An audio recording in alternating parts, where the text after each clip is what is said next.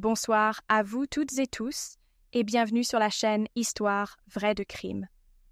Dans l'histoire que je vais partager aujourd'hui, nous nous rendons en 2021 dans la petite ville de Maple Ridge, située au Canada, réputée pour son calme et ses paysages bordés de forêts et de lacs. Personne ne s'attendait à ce qu'un meurtre puisse bouleverser cet endroit paisible. Et pourtant, un crime atroce a secoué la communauté. Une jeune fille nommée Ava Cole a été retrouvée morte dans un couloir reculé du lycée local, Maple Ridge High School. Les premiers indices ont mené à la découverte d'un élément incroyable. Les traces digitales sur l'arme du crime appartiendraient à une camarade de classe, Hannah Boyd.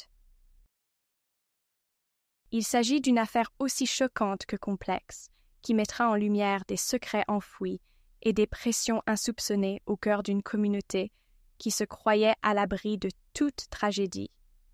J'apprécierais beaucoup que vous aimiez et que vous vous abonniez à ma chaîne afin que je puisse continuer à vous raconter ce genre d'histoire palpitante et riche en enseignements. Ava Cole, la victime, était âgée de 16 ans. Elle fréquentait Maple Ridge High School depuis sa première année de secondaire et aux yeux de beaucoup, elle représentait l'adolescente idéale.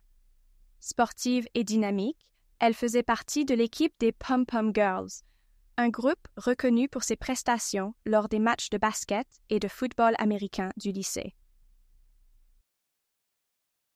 D'une certaine prestance, dotée d'un visage expressif et de cheveux bruns tombant légèrement sur ses épaules, elle jouissait d'une popularité qu'elle cultivait avec enthousiasme. Les enseignants la décrivaient souvent comme une élève pleine d'assurance, spontanée et ambitieuse. Cette assurance paraissait se transmettre à son groupe d'amis, composé pour la plupart de filles tout aussi extraverties et impliquées dans diverses activités étudiantes. Pour autant, derrière son sourire et son apparente insouciance, certains affirmaient qu'elle savait se montrer féroce lorsqu'elle n'obtenait pas ce qu'elle voulait. La nuance entre l'enthousiasme et l'autorité dont elle faisait preuve n'était pas toujours flagrante, mais, d'après plusieurs camarades, il lui arrivait de dépasser les limites du simple taquinerie de groupe. Elle aurait notamment ciblé des élèves plus vulnérables pour se valoriser et renforcer son statut de jeune fille influente. Cependant, dans l'ensemble, personne ne l'imaginait périr de manière aussi violente. Aux yeux de tous, la victime ressemblait à l'archétype de la fille populaire, qui mènerait plus tard une vie tout aussi réussie et enviée. Avant d'entrer davantage dans le détail de l'incident, il est essentiel de comprendre l'environnement familial et relationnel dans lequel évoluait Ava. À Maple Ridge High School, les affinités et les inimitiés se formaient généralement autour des équipes sportives, des clubs et, naturellement, des divergences de caractère.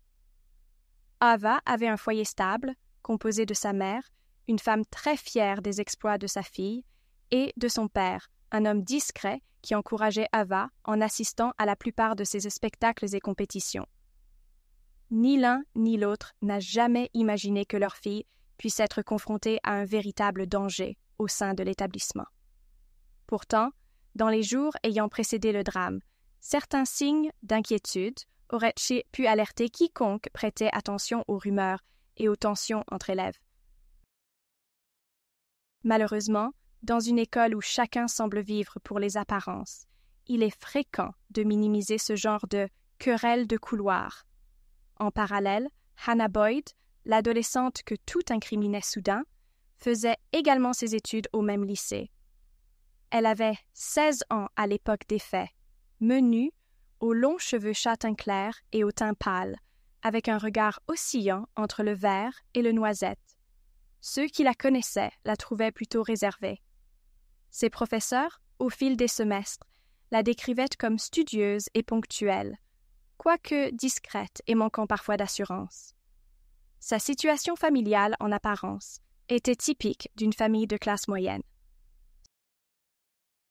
Son père, Mark Boyd, travaillait comme responsable dans un centre logistique non loin de la ville, tandis que sa mère, Elizabeth Boyd, exerçait la profession d'infirmière à l'hôpital local. Ils étaient bien insérés dans la communauté, quoiqu'ils n'aient jamais cherché à attirer les projecteurs sur eux. Tous deux s'inquiétaient parfois du manque d'amis que semblait avoir leur fille. Ils pensaient qu'il ne s'agissait que d'une phase passagère, convaincus que l'adolescence est souvent source d'isolement temporaire. Ils étaient loin de se douter que la souffrance de leur enfant, probablement causée par des humiliations répétées de certains camarades, pouvait un jour la pousser vers un acte tragique. Dans ce lycée, la vie sociale se partageait entre plusieurs groupes d'élèves. Il y avait ceux qui brillaient en sport, ceux qui privilégiaient le côté artistique et ceux plus axés sur les études. Hannah, elle, ne trouvait sa place véritablement dans aucun de ces cercles. De temps à autre, elle restait à la bibliothèque lors des pauses déjeuner ou se promenait seule dans les couloirs, tentant d'éviter tout contact. Beaucoup d'adolescents la trouvaient étrange, parce qu'elle ne partageait pas la passion du groupe pour les réseaux sociaux ou pour les sorties bruyantes des week-ends. Elle semblait préférer la lecture ou l'écoute de musique au calme chez elle. Pourtant, ce qui n'était d'abord qu'un sentiment de différence est devenu, pour d'autres, un prétexte pour la mettre à l'écart, puis pour la railler. Or, l'un des groupes les plus populaires, composé de pom-pom girls et de quelques joueurs de football, avait précisément pris l'habitude de l'asticoter, de la piéger parfois en filmant ses réactions sur leur téléphone, dans l'espoir d'en rire. On ignore à quel point ce harcèlement avait empiré. Une chose est sûre, la jeune fille en a grandement souffert, sans pour autant partager ce mal-être avec ses parents ni avec les conseillers pédagogiques. Peut-être par honte, par peur de décevoir, ou encore par méfiance envers un système scolaire qu'elle jugeait inefficace à défendre les élèves comme elle. Le drame éclata lors d'une après-midi ordinaire de mars 2021. Les cours venaient de se terminer pour la plupart des classes, à l'exception de quelques heures de travaux pratiques prévus pour certains. Les couloirs se vidaient progressivement. L'obscurité régnait dans les sections peu fréquentées du bâtiment. C'est dans l'une de ces zones reculées, près de l'ancien local d'entretien, qu'un membre du personnel d'entretien découvrit avec horreur le corps sans vie d'Ava Cole, gisant sur le sol. Ses vêtements étaient tachés de sang et on distingua rapidement qu'elle avait été poignardée avec un objet tranchant. La panique gagna le lycée en un éclair. Les sirènes de police et d'ambulance résonnèrent tandis que les élèves encore présents étaient rassemblés dans le gymnase, les autorités voulant à tout prix préserver la scène du crime. Les premiers agents arrivés prirent aussitôt des photographies, sécurisèrent la zone et tentèrent de repérer le moindre indice. L'horreur se lisait sur le visage de tous ceux qui découvraient la scène. Ava, si pleine d'énergie, si sûre d'elle, inerte, la vie enlevée de manière brutale et incompréhensible. La nouvelle se propagea très vite dans Maple Ridge, provoquant stupeur et indignation. Les médias locaux se saisirent de l'affaire, soulignant que la ville, jusqu'ici remarquablement calme, faisait face à un homicide crapuleux dans l'enceinte même d'une école. Les parents d'élèves réagirent violemment, certains estimant que la direction du lycée n'avait pas su protéger les étudiants, d'autres accusant l'administration de négligence. Tous réclamaient des réponses. Dans la foulée, la police ouvrit une enquête à grande échelle, confiant le dossier à l'inspecteur principal chargé de la circonscription, épaulé par une collègue expérimentée. Ces enquêteurs avaient déjà à leur actif plusieurs cas complexes, mais un homicide de cette nature, impliquant des adolescents, demeure un cauchemar particulier. Ils savaient que la clé de la vérité se trouverait dans la reconstitution précise de ce qui s'était produit dans ce couloir. Alors, ils commencèrent par interroger le personnel, puis certains élèves susceptibles d'avoir vu ou entendu quelque chose. Rapidement, l'équipe de police mit la main sur des images de vidéosurveillance installées dans un couloir adjacent. Le système de caméra n'était pas étendu à tout le bâtiment, mais quelques angles montraient différents passages d'élèves. On distingue Hannah Boyd marchant seule, semblant nerveuse, quelques minutes avant la mort probable d'Eva. Plus troublant encore, un témoignage d'un camarade anonyme indiqua avoir vu Hannah et Eva s'échanger des mots durs près des casiers vides, non loin de ce fameux couloir, juste avant que l'édifice ne se vide.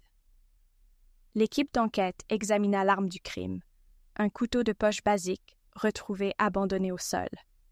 Les analyses initiales révélèrent qu'il portait des traces d'empreintes digitales qui correspondaient à celles de Hannah. Cette révélation éclata tel un tonnerre. Comment la jeune fille, décrite la plupart du temps comme silencieuse et passive, en était-elle venue à commettre un geste aussi violent? Avait-elle été manipulée ou avait-elle agi sous l'effet d'une impulsion incontrôlée? D'autres indices la reliaient-ils directement à l'événement? Les enquêteurs se préparèrent à un interrogatoire délicat, car, dans le cas d'une mineure, la procédure exige la présence d'un parent ou d'un représentant légal. Lorsqu'Elizabeth et Mark Boyd apprirent que leur fille figurait désormais au centre de l'investigation, ils furent d'abord stupéfaits, refusant catégoriquement de croire que Hannah ait pu être mêlée de près ou de loin à l'assassinat d'une camarade. Eux qui la voyaient chaque jour, silencieuse, certes parfois triste, mais incapables de porter la moindre agression, se retrouvèrent confrontés à l'idée que leur propre enfant était suspecté de meurtre. L'inspecteur principal tâcha de ne pas brusquer la famille.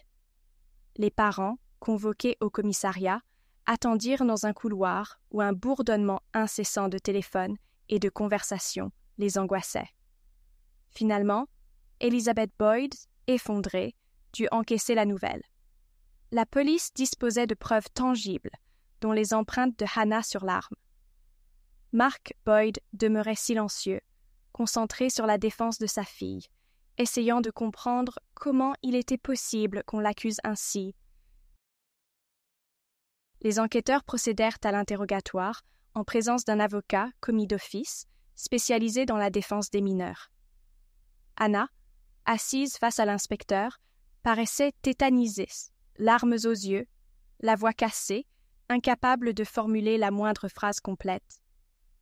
Lorsqu'on lui demanda pourquoi on avait retrouvé ses empreintes sur l'arme, elle balbutia qu'elle n'était pas la seule à posséder un tel couteau et qu'elle ne comprenait pas comment ces traces pouvaient s'y trouver. Elle affirma, dans un souffle, avoir vu Ava l'attendre au détour d'un couloir et s'être enfuie avant qu'une dispute n'éclate réellement. Mais rien n'expliquait de manière convaincante le fait que le couteau lui appartenait peut-être. Au cours des fouilles, menées au domicile des Boyd, la police saisit divers objets appartenant à Hannah, dont quelques livres, un journal intime et un petit couteau de poche identique à celui retrouvé sur la scène du crime. Néanmoins, ce qu'elle mentionnait comme étant le sien était toujours rangé dans un tiroir de sa chambre, visiblement intact. L'incompréhension gagna en intensité. Avait-elle acheté ou emprunté un second couteau identique? Certains spécialistes en criminologie soulignèrent que, si Hannah s'était sentie acculée, harcelée, elle aurait pu planifier cet acte pour échapper définitivement à la pression. D'autres penchaient plutôt pour un complot, évoquant la possibilité qu'on ait volontairement placé ses empreintes sur l'arme afin de la discréditer. La situation devenait de plus en plus confuse, et la ville s'emplissait de rumeurs. Les uns clamaient que Hannah avait craqué psychologiquement et s'était vengée de son bourreau. D'autres assuraient que la jeune suspecte était elle-même manipulée par un élève plus âgé ou un ami caché. Dans ce climat électrique, l'inspecteur principal, connu pour sa rigueur, demeurait prudent. Il savait qu'une enquête sur un meurtre au sein d'une école pouvait rapidement être parasitée par des racontars et des hypothèses sensationnalistes. Il exigea donc des analyses plus poussées et une série de nouveaux interrogatoires ciblés. On s'intéressa d'abord aux personnes susceptibles d'avoir eu un sérieux conflit avec Eva, à commencer par Hannah, classée comme suspecte prioritaire. On la mit face à une série de questions précises. Pourquoi avait-elle rogné ses ongles subitement après l'incident? Où se trouvait-elle exactement durant la plage horaire estimée du meurtre? Avait-elle des sentiments de haine à l'encontre de la victime?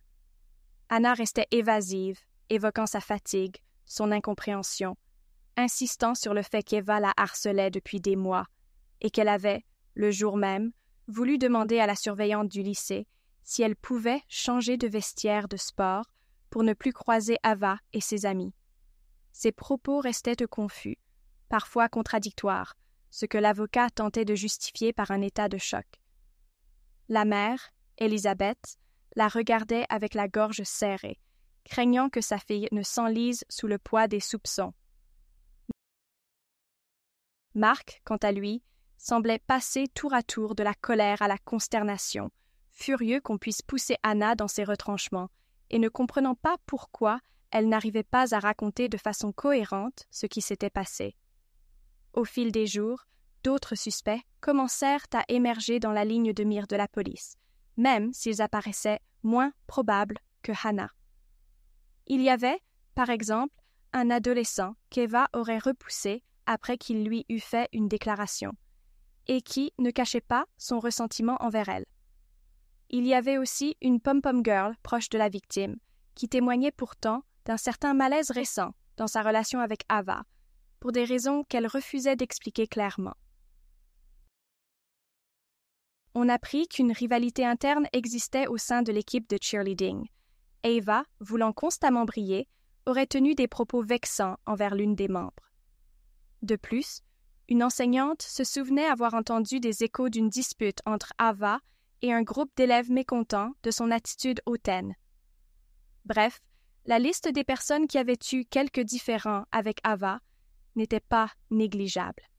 Mais, en regardant la cohérence des mobiles et en scrutant la possibilité concrète pour chacun d'être passé dans ce couloir au moment fatidique, la police ne retenait aucune piste plus solide que celle de Hannah. Tant que l'arme du crime demeurait liée à elle par la science, tant que la chronologie la plaçait très près du lieu de l'agression, elle restait la principale suspecte. La population de Maple Ridge, effarée, s'est soudain partagée en deux camps.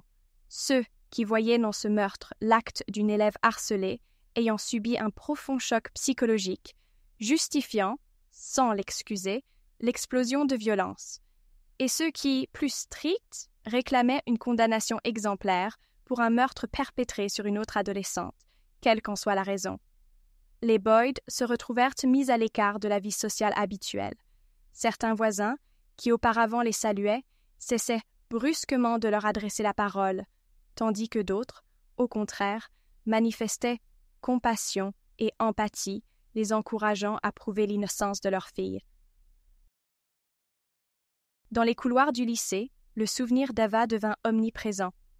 On organisait des veillées, on signait des cartes de condoléances pour la famille de la victime, on suspendait des rubans colorés à l'entrée du gymnase. Et dans ce climat, Hannah, elle, subissait des regards hostiles, alors qu'elle se trouvait en liberté surveillée, dans l'attente de conclusions officielles de l'enquête et d'une probable inculpation. Malgré les tentatives du père d'Ava pour rappeler que c'était à la justice de trancher, l'opinion publique commençait à pencher majoritairement en faveur d'une culpabilité de Hannah. « Les preuves sont irréfutables », disaient certains. « Elle avait un mobile », affirmaient d'autres, faisant allusion au harcèlement qu'elle subissait et à un désir de vengeance. Au cours des semaines, l'enquête poursuivit son cours. Les forces de l'ordre mobilisèrent un expert en analyse comportementale, lequel tenta de dresser le profil psychologique de Hannah.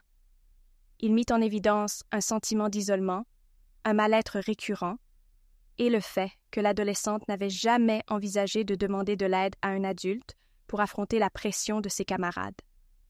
D'après ce spécialiste, un tel isolement augmentait le risque de passage à l'acte violent, surtout à l'adolescence, lorsque les émotions peuvent se déchaîner de façon non maîtrisée. Cependant, il concéda qu'il était extrêmement difficile d'établir une certitude à propos d'un éventuel acte prémédité.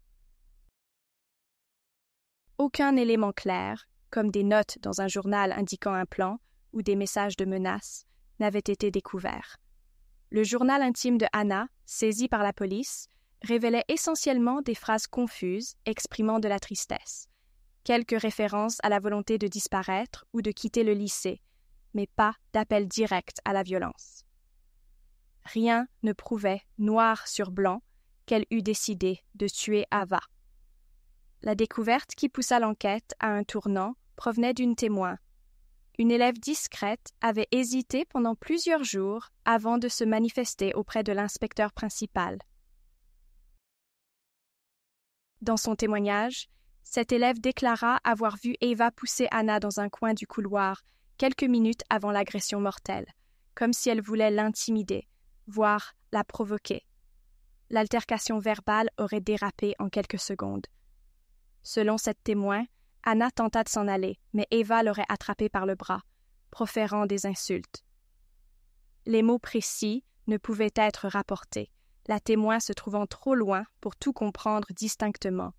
Cependant, elle raconta que Hannah aurait alors crié quelque chose, probablement un appel à la laisser tranquille.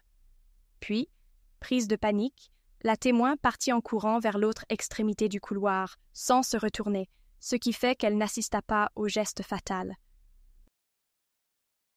Malgré cette déclaration, la plupart des éléments concrets de la scène finale demeuraient inconnus. Le couteau n'avait pas été vu par la témoin. Elle ignorait si Ava le détenait ou si Hannah l'avait sorti la première. La police ne parvint pas à éclaircir si la victime avait tenté elle-même de se défendre avec ce couteau, ou si, au contraire, l'arme appartenait à la suspecte dès le début. Ces incertitudes n'empêchèrent donc pas le procureur d'annoncer que des charges formelles de meurtre de premier degré allaient être retenues contre Hannah, mineure. Dans le système judiciaire, la question se posa s'il fallait la juger comme une adulte ou en tant que mineure, en raison de la gravité des faits. La pression de l'opinion publique et les considérations médiatiques poussaient certains à exiger un procès particulièrement sévère, afin de donner l'exemple et d'envoyer un message fort quant à la violence dans les écoles. D'autres, essentiellement des spécialistes de la protection de l'enfance, et certains responsables d'associations citoyennes, réclamaient plus de prudence, insistant sur l'impact psychologique que pourrait avoir un tel procès sur une adolescente vulnérable. Les avocats des Boyd redoublèrent d'efforts pour faire valoir que leur cliente vivait sous un stress constant et avait agi sous l'emprise de la terreur, sans planification. Ils mirent en avant l'existence de faits de harcèlement reconnus par plusieurs camarades de classe, soulignant que le système scolaire n'avait pas réagi adéquatement à cette situation. Cette ligne de défense fut toutefois contestée par le procureur, qui soutenait que même sous l'effet de la peur, Hannah restait l'auteur d'un acte violent, qu'elle aurait pu éviter en cherchant de l'aide au lieu de s'armer. Au fil des mois, la date du procès approchait, et Maple Ridge vit son climat social se déchirer. Les parents d'Eva, anéantis, s'attachaient aux détails de l'affaire, cherchant à comprendre comment leur fille avait pu succomber à une querelle de couloir. Ils s'en voulaient de ne pas avoir décelé, à travers les sourires et la popularité d'Ava, une part plus sombre. Ils se disaient, en privé, que peut-être leur enfant avait pu aller trop loin dans ses plaisanteries ou vexations envers Hannah, mais publiquement, ils affichaient la détermination de toute famille frappée par un crime irréparable. Ils voulaient que justice soit rendue. La ville se recouvrit d'affiches dédiées à la mémoire d'Ava. On organisa des collectes de fonds pour aider financièrement sa famille dans les frais de cérémonies funéraires et de soutien psychologique. Les Boyd, eux, ressentaient une culpabilité atroce d'un autre genre.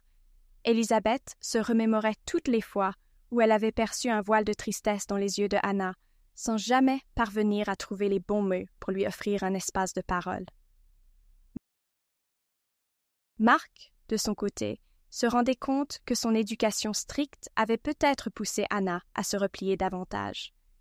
Cette introspection ne résolvait rien, mais elle montrait à quel point tout le monde se trouvait accablé sous le poids de la situation. Le procès débuta devant un tribunal pour mineurs, mais aux allures de véritables affaires criminelles adultes, en raison de la gravité des accusations. Dans la salle d'audience, on distinguait le procureur, un homme déterminé, qui n'avait aucune intention de ménager la jeune accusée. De l'autre côté, la défense, composée de 2 avocats, tentait de présenter Hannah sous un jour plus humain, faisant valoir son manque de maturité et l'influence de la peur accumulée sur sa santé mentale. La juge, une femme connue pour sa probité, entendit d'abord les témoins à charge, parmi lesquels figuraient plusieurs camarades de classe d'Eva, qui décrivirent la victime comme une personne enjouée, mais à la répartie cinglante. Ils rapportèrent que Hannah, à l'inverse, leur paraissait renfermée, parfois effrayée, semblant vouloir éviter toute confrontation. Cette contradiction évidente, pourquoi Hannah aurait-elle commis un acte si sanglant alors que sa personnalité tournait autour du repli sur soi, devint la grande question du procès. On appela également des membres du personnel du lycée à la barre. Certains révélèrent avoir remarqué une tension entre la victime et l'accusé, mais jamais ils n'auraient imaginé un tel dénouement. L'équipe de la défense se servit de ces témoignages pour montrer qu'il existait bien des antécédents de harcèlement. Néanmoins, le procureur rétorqua que le harcèlement, aussi réel fût-il, n'autorisait pas à commettre un meurtre. Il insista sur la responsabilité individuelle de Hannah, affirmant que la jeune fille avait eu l'intention de prendre une revanche fatale ce jour-là. Les preuves matérielles présentées reprenaient la question des empreintes digitales. Le couteau saisi sur la scène du crime portait clairement les empreintes de Hannah, mais la défense tenta d'introduire un doute en expliquant que ces traces pouvaient provenir d'une autre occasion. Par exemple, si Hannah avait manipulé ce couteau dans un contexte différent et que le véritable coupable l'avait ensuite utilisé. Le procureur, quant à lui, mit en avant que le profil sanglant sur la lame s'accordait sans équivoque à l'agression subie par Eva, et que personne d'autre que Hannah ne semblait avoir un accès aisé à cet objet. Des expertises balistiques ou d'ADN importaient peu dans cette affaire de poignard, mais on étudia tout de même les taches de sang sur les vêtements de la victime. Elles révélaient qu'un affrontement en face à face avait eu lieu. Par ailleurs, plusieurs coups portés laissaient penser à un geste frénétique ou à une altercation durant laquelle la victime avait essayé de se défendre. L'argument soutenant qu'Eva aurait pu brandir elle-même le couteau en premier ne trouva pas d'appui solide, faute de témoignages directs. L'ensemble du dossier accusatoire semblait se construire sur la thèse d'une agression provenant de la suspecte, assez spontanée, mais suffisante pour constituer un meurtre au sens légal. Lorsque la défense présenta enfin sa version, Hannah fut appelée à la barre pour s'exprimer. Recroquevillée sur elle-même, le visage encore plus pâle qu'à l'ordinaire, la voix à peine audible, elle décrivit des mois, voire des années, de remarques humiliantes qui l'avaient isolée. Elle cita quelques exemples concrets, des injures, des moqueries sur son style vestimentaire, sur sa façon de parler ou sur son manque de confiance. Dans un moment d'émotion, elle expliqua qu'elle ressentait un désespoir si profond qu'elle avait même envisagé de quitter définitivement le lycée. Puis, ce fameux jour, selon son récit, Ava l'aurait attendue dans le couloir pour la railler encore, et Hannah, prise d'une panique incontrôlable, aurait perdu la maîtrise de ses émotions. Elle prétendit ne pas se souvenir précisément de la séquence exacte qui avait conduit au coup de couteau, seulement d'avoir ressenti une terreur et une colère mêlées et d'avoir vu rouge l'espace d'une seconde. Au moment où elle avait réalisé ce qu'elle tenait dans la main, Eva s'était déjà effondrée. Ses paroles, brutes et confuses, émurent une partie du public. On y percevait autant de la culpabilité que de l'incompréhension face à ses propres actes. L'avocat de la défense tenta de faire valoir l'altération du jugement de Hannah au moment du geste fatal, lié à l'accumulation du harcèlement. Pourtant, dans le système judiciaire, même le plus fort sentiment de harcèlement ne suffit pas à effacer la notion d'intention criminelle si l'acte est avéré. Le procureur rappela que l'obtention d'un couteau, même s'il semblait basique, démontrait une volonté de se prémunir, ce qui pouvait être interprété comme une préméditation. Alors que le procès approchait de son terme, de longues plaidoiries s'ensuivirent. La partie civile, représentant la famille Dava, exprima toute la douleur qu'éprouvait la mère de la victime. À travers leurs mots, on sentait se cristalliser une haine refoulée envers la tueuse présumée. Comment accepter que cette adolescente, qui partageait les mêmes couloirs de l'Isekava, en vienne à la tuer de sang-froid? À l'inverse, la défense implora la Cour de tenir compte de la fragilité psychologique de Anna, une mineure qui avait subi des brimades et qui, d'après des professionnels de santé mentale, montrait des signes d'anxiété et de dépression. L'enjeu du procès consistait dès lors à savoir si l'on devait juger une jeune fille comme une criminelle prévoyante ou comme une victime de circonstances tragiques. Finalement, l'énoncé du verdict résonna dans la salle, scellant le destin de Anna.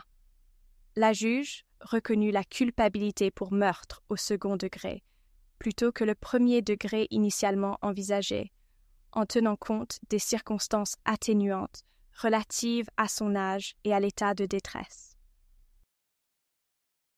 Elle prononça une peine spécifique à la justice des mineurs, prévoyant l'internement dans un centre de détention pour jeunes délinquants, avec une possibilité de libération anticipée après plusieurs années de suivi psychologique et de bonne conduite. Au moment de la lecture de la sentence, Elizabeth Boyd éclata en sanglots, et Mark ferma les yeux, accablé, tenant la main de sa femme, tous deux conscients que leur enfant passerait une partie de son adolescence privée de liberté. La famille Dava Cole, de son côté, réagit avec un mélange de colère et de résignation. Ils considéraient la peine insuffisante au regard de la perte irréversible de leur fille, qu'ils continuaient à voir comme un être solaire et joyeux, malgré ses éventuels travers.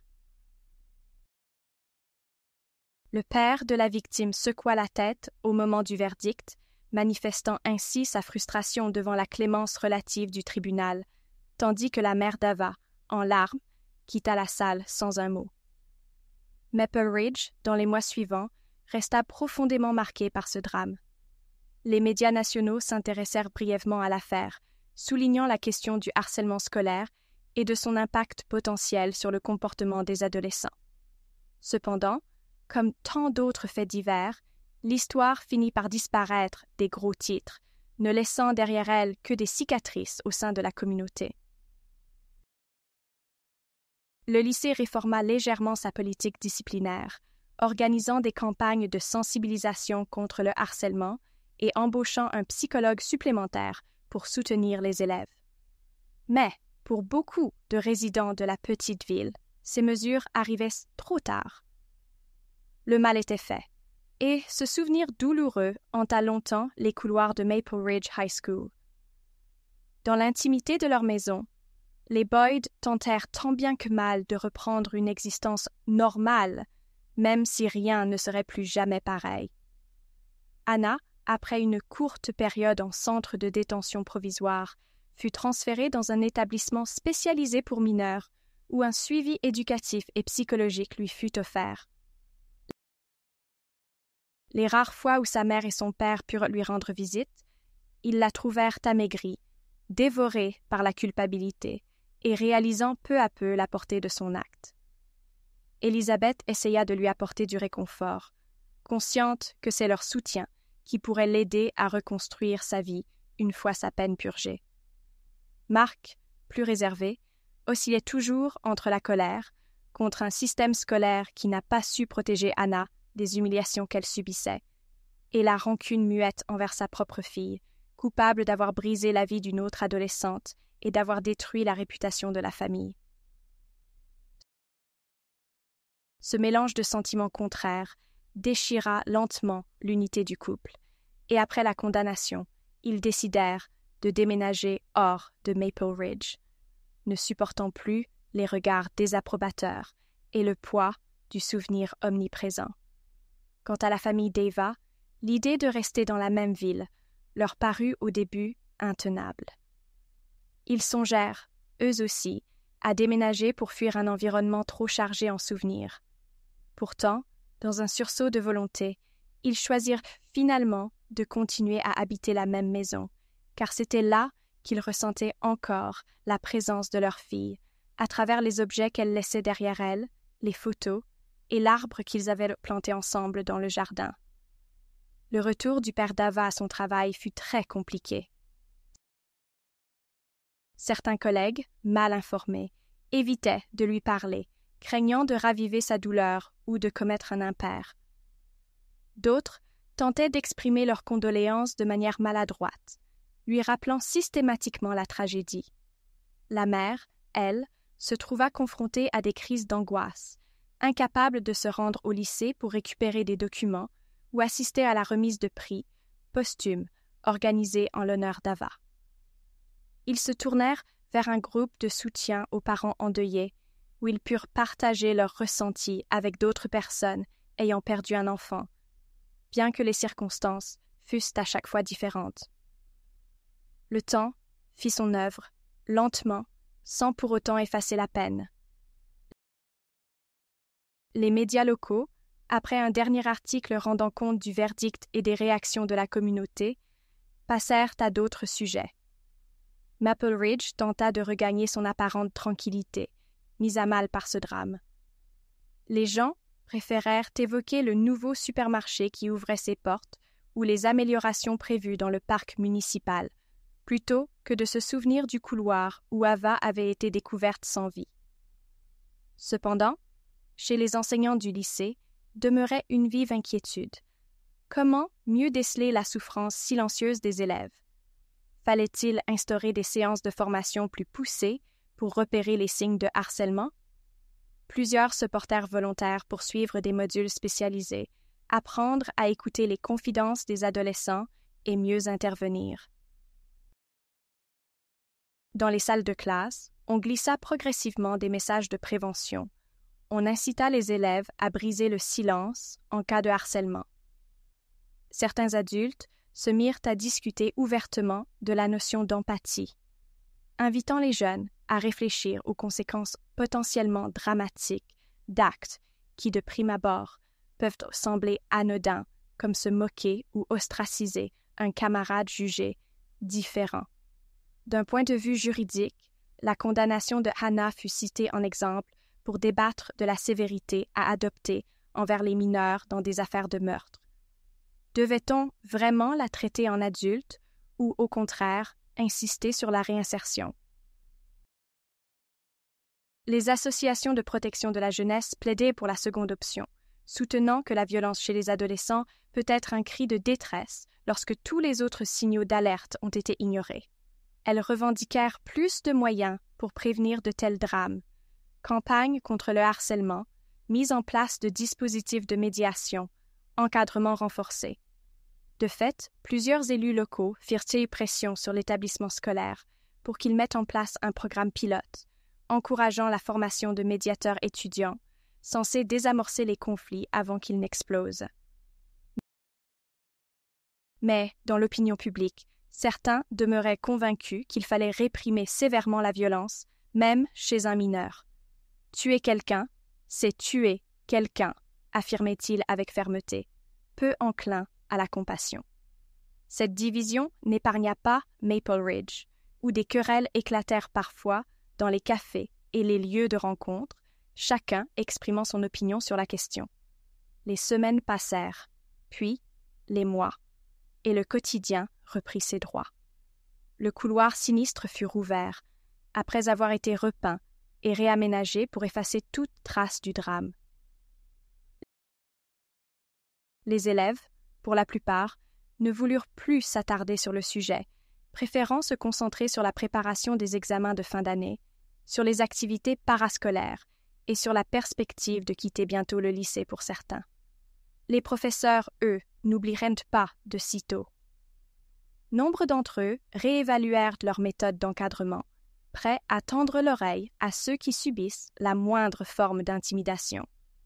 À l'hôpital local où travaillait Elizabeth Boyd, on murmurait que la mère de Hannah avait demandé un congé sabbatique pour se ressourcer, incapable d'affronter le regard compatissant ou parfois accusateur de ses collègues. Finalement, elle présenta sa démission et chercha un emploi dans une autre région. Mark, pour sa part, démissionna de son poste de responsable dans l'entrepôt proche de la ville. La maison des Boyd, après de nombreuses journées à l'abandon, fut mise en vente. Les rares biens qu'ils souhaitèrent conserver furent placés dans un garde-meuble en attendant que le couple trouve un nouveau départ, loin de Maple Ridge. Ils ne revinrent que pour vider la maison et signer les dernières formalités. Certains voisins, autrefois proches, ne les saluèrent pas. Quelques-uns leur offrirent, en revanche, un dernier geste de sympathie, leur souhaitant de tout cœur de surmonter l'épreuve. Dans la prison pour mineurs où Hannah fut envoyée, le programme de réhabilitation s'articulait autour de cours obligatoires et de thérapies individuelles. Les psychologues notèrent chez elle un sentiment de honte profond, mêlé à de la confusion. Elle peinait à accepter qu'elle ait pu enlever la vie à une autre adolescente. Les séances de groupe, destinées à de jeunes détenus, l'aidèrent peu à peu à exprimer sa colère et sa tristesse, auparavant refoulées. Les professionnels remarquèrent qu'à mesure qu'elle reprenait confiance en elle, Hannah commençait à formuler des regrets précis envers la famille d'Ava.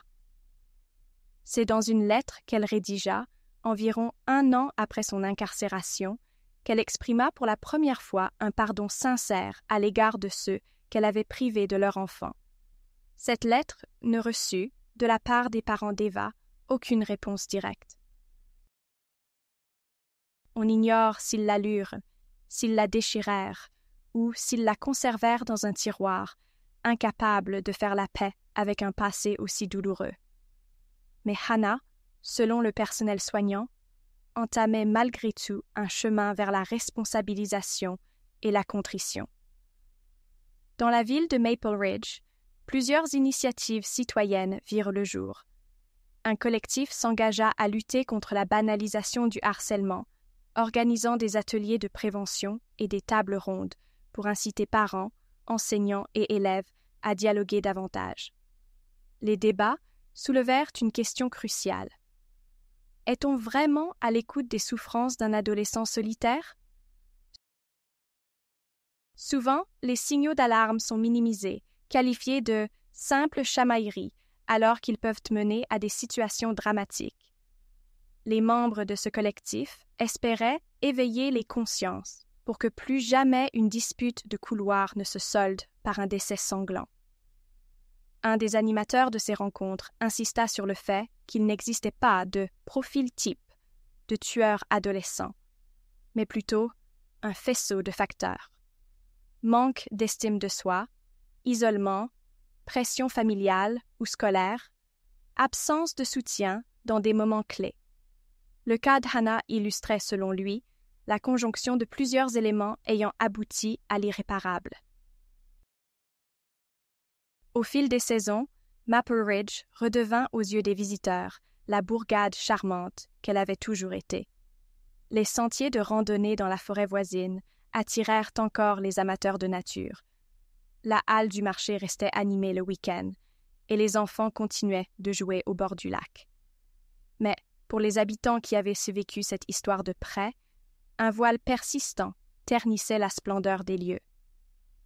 On se rappelait du visage souriant d'Ava sur les photos d'équipe de cheerleading, et on voyait la photo d'Hannah publiée dans la presse le jour de son arrestation. Les plus jeunes, qui se trouvaient alors en première ou deuxième année de secondaire, grandirent avec cette histoire ancrée dans leur mémoire, racontant parfois à leurs nouvelles connaissances. « Tu sais, c'est ici qu'il y a eu ce meurtre dans le lycée. La victime était une pom-pom girl populaire et l'accusée était une fille introvertie. » Une forme de légende urbaine commençait presque à se tisser autour du couloir en question, même s'il avait été entièrement rénové.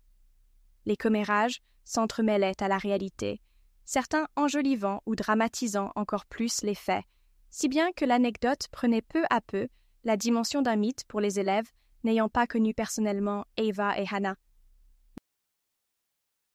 Du côté juridique, quelques mois après la condamnation, l'avocat de la défense présenta une requête en appel, considérant la peine trop lourde pour une mineure reconnue, coupable en partie à cause de circonstances psychologiques aggravantes.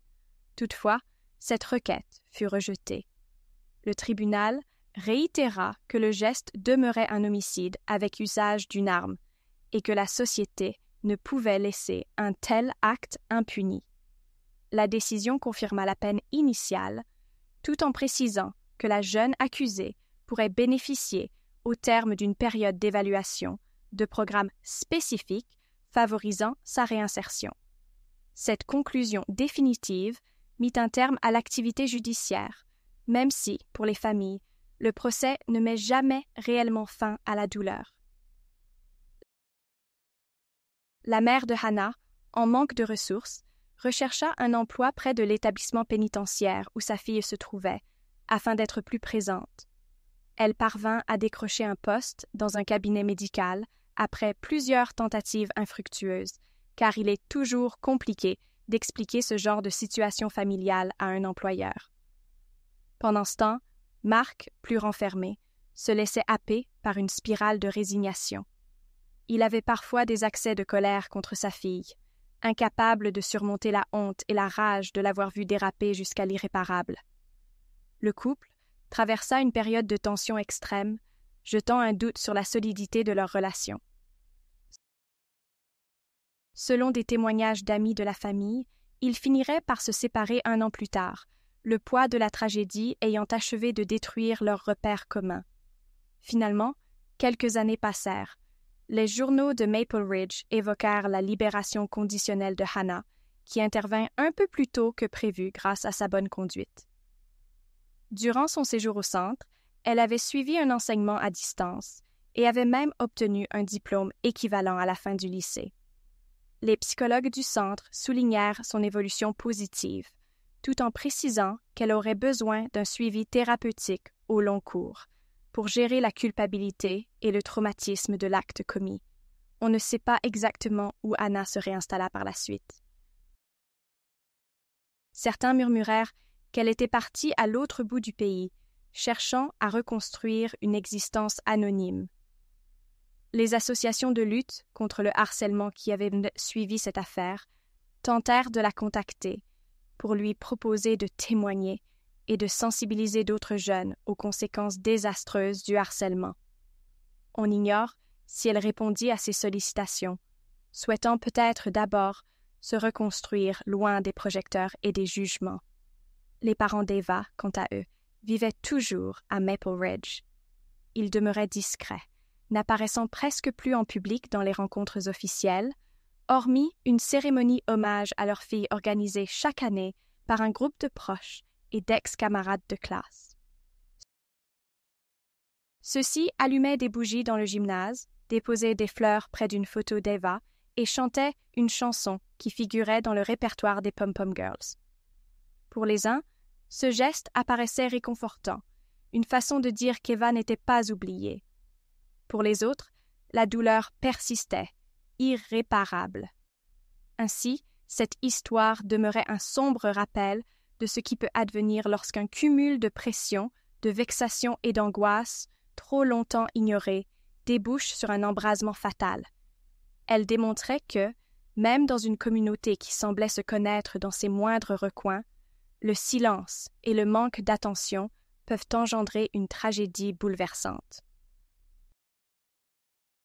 Les responsables de l'école tentèrent, dans les années qui suivirent, de travailler main dans la main avec les parents, les conseillers pédagogiques et des psychologues pour développer une culture scolaire plus solidaire, où chaque élève s'engage à protéger et soutenir ses camarades, indépendamment de leur caractère, de leur style ou de leur popularité. Pourtant, il restait à prouver si ces bonnes résolutions tiendraient sur la durée, après que l'effroi initial se serait dissipé. Les questions de fond subsistaient.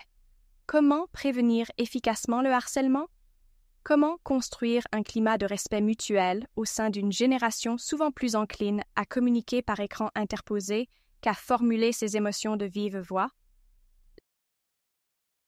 Les habitants de Maple Ridge se rendirent compte à quel point il était vital de se montrer attentif aux moindres signes de détresse d'un adolescent et de ne pas le reléguer au rang de simple problème d'ado. Pour ce qui est de Hannah, son nom resta associé pour toujours à cette tragédie dans la mémoire collective de la ville, malgré son départ et le temps qui passait. Certains habitants la voyaient comme un monstre, d'autres la prenaient en pitié, en la considérant comme une victime du harcèlement. D'autres encore tentèrent de garder une posture neutre, estimant que la vie est faite de situations complexes, qu'aucun acte violent n'est excusable, mais qu'il s'explique parfois par une somme de facteurs tristes et imbriqués. En fin de compte, chacun demeurait libre d'interpréter cette affaire selon ses valeurs et sa sensibilité. L'impact, lui, était bien réel pour les familles concernées. La peine de Mark et Elizabeth Boyd, la colère et l'affliction des parents d'Eva, tout comme le traumatisme du personnel du lycée, ne s'effaceraient pas aisément.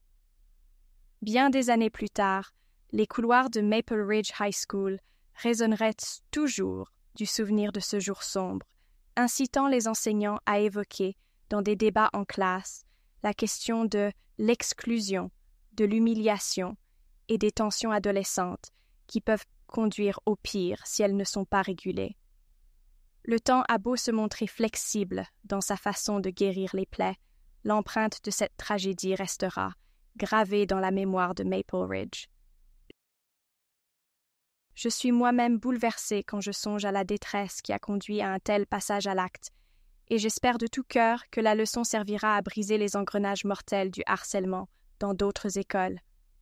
Merci à vous toutes et à vous tous d'avoir suivi cette histoire jusqu'au bout. Je sais à quel point son contenu est éprouvant.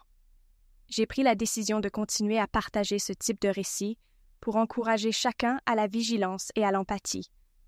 Je vous remercie profondément de m'avoir accompagné dans ce récit et je vous invite à consulter les autres vidéos que je propose sur ma chaîne. C'est un moyen d'en apprendre plus sur d'autres enquêtes et je suis convaincue que le savoir et la compréhension peuvent nous aider à devenir des citoyens plus responsables. N'hésitez pas à cliquer pour découvrir les contenus qui vous intéressent et à rester avec moi pour les prochaines histoires. Prenez soin de vous et à très bientôt.